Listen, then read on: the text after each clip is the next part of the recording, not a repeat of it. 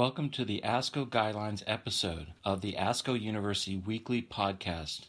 My name is Philip Castle, and I am a professor of epidemiology and population health at Albert Einstein College of Medicine, Bronx, New York. Today we feature an ASCO guideline, Secondary Prevention of Cervical Cancer.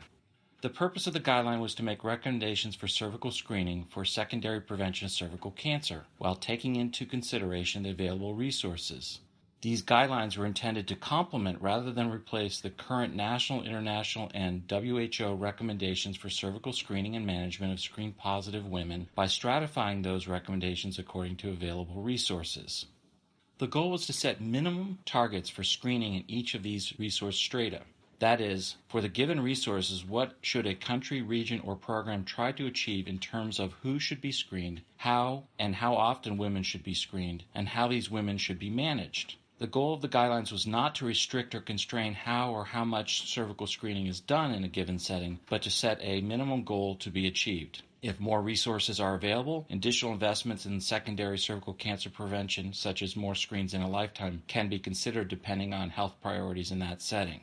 ASCO convened a multidisciplinary, multinational panel of oncology, primary care, epidemiology, health economic, cancer control, public health, and patient advocacy experts to produce recommendations reflecting 4 resource-tiered settings, a review of existing guidelines, a formal consensus-based process, and a modified ADAPT process to adapt existing guidelines were conducted rather than developing the guidelines de novo. A literature search identified 16 guidelines in cervical cancer screening. On the basis of content and methodologic assessment, the expert panel chose 7 guidelines as the evidentiary basis for the guideline recommendations. Importantly, there was a strong consensus that the primary purpose of cervical screening was the detection and treatment of cervical precancerous abnormalities for the prevention of cervical cancer. Cancer downstaging, while an important benefit of cervical cancer screening to the patient, was of secondary importance. Recommendations were stratified by resource category, maximum, enhanced, limited, and basic. Briefly, the greater the resources, the further refinements that can be considered because the health system in that setting can support them.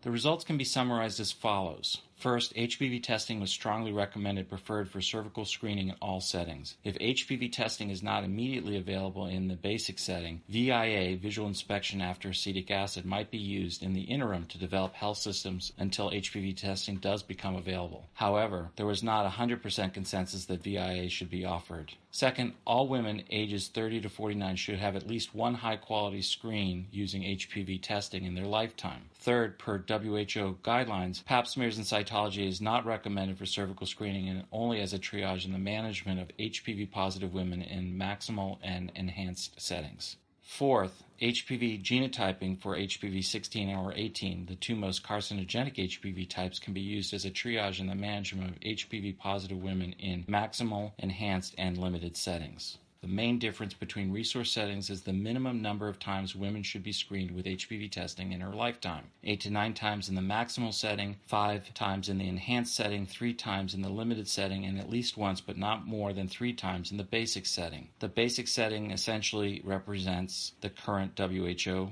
guidelines. Women who are HIV infected are at several-fold higher risk of cervical cancer and should be screened approximately twice as often as is recommended for the general population. Women who have been vaccinated against HPV 16 and 18 might be screened less, but no specific recommendation was made.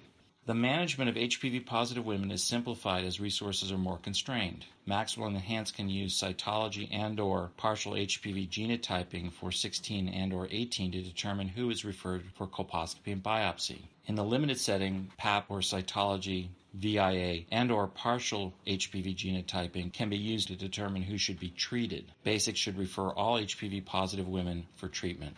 The guideline acknowledges the value of self-collected specimens for screening and emphasizes the importance of using validated protocols, especially in settings where there might not be temperature control for specimen transportation and storage. Finally, limited and basic settings might consider further age restriction, such as targeting only women ages 30 to 34 of the target screening population to reduce the number of women needing screening, thereby reducing the burden on an often fragile healthcare system and reduce costs. Age restriction can also be used to decrease the number of screen-detected cancers, which typically peak in women in their 40s and 50s, where there is no capacity to manage the cancers. Thank you for listening to this week's episode of the ASCO University Weekly Podcast. For more information, be sure to check out ASCO University's quarterly e-learning series on ASCO Guidelines coming in 2017 by visiting university.asco.org. The purpose of this podcast is to educate and to inform. This is not a substitute for professional medical care and is not intended for use in the diagnosis or treatment of individual conditions. Guests on this podcast express their own opinions, experience, and conclusions. The mention of any product, service, organization, activity, or therapy should not be construed as an ASCO endorsement.